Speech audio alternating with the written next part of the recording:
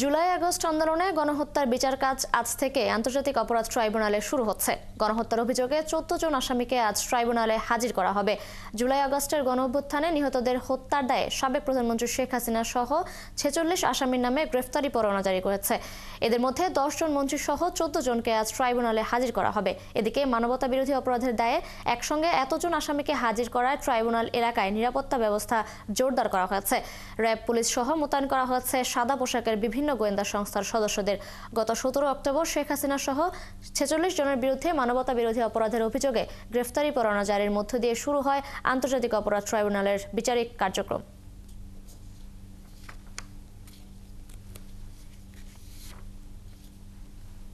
আজ থেকে ট্রাইব্যুনালে শুরু হচ্ছে জুলাই আগস্ট গণহত্যার বিচার কাজ। এ নিয়ে আরো খবর জানাতে সেখান থেকে সহকর্মী সৈকত সাদিক সরাসরি যুক্ত হচ্ছেন আমাদের সাথে। সৈকত, আসামিদের কি ট্রাইব্যুনালে হাজির করা হয়েছে? কখন নাগাদ শুরু হবে বিচার কাজ?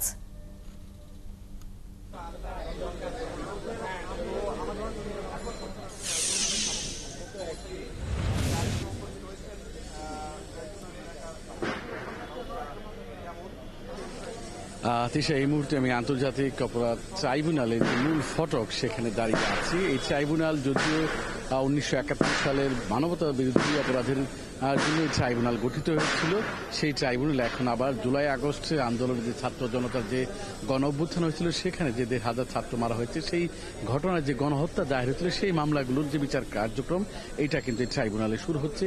বেলা 10:30টায় কিন্তু ট্রাইব্যুনালে বিচার কাজ শুরু হওয়ার কথা। বিচারপতি গোলাম মুর্তজা মজুমদারের নেতৃত্বে 3 সদস্যের ট্রাইব্যুনালে এখানে বিচার কাজ শুরু হবে।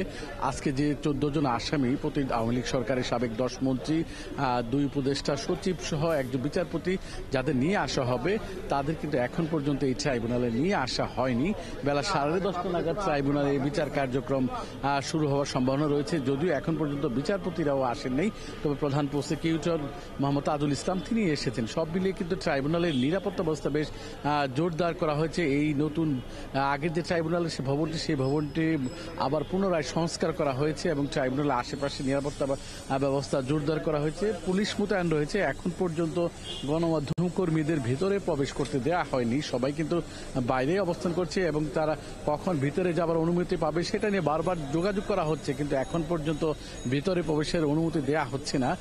সব মিলিয়ে সবাই কিন্তু এখন পর্যন্ত বাইরে অপেক্ষা করছে 10:30 নাগাদ যখন বিচার কার্যক্রম শুরু হবে।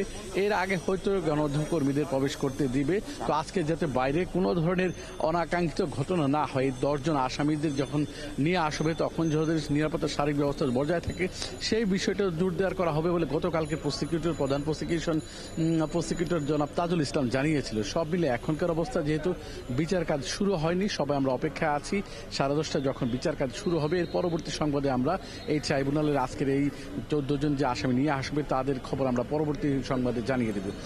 এই হচ্ছে এখন পর্যন্ত ট্রাইব্যুনালের সর্বশেষ পরিস্থিতি। জি সৈকত, আপনাকে অসংখ্য ধন্যবাদ। আপনি থাকবেন, খোঁজ খবর রাখবেন। পরবর্তী আপডেটের জন্য আমরা আবারও যুক্ত হব।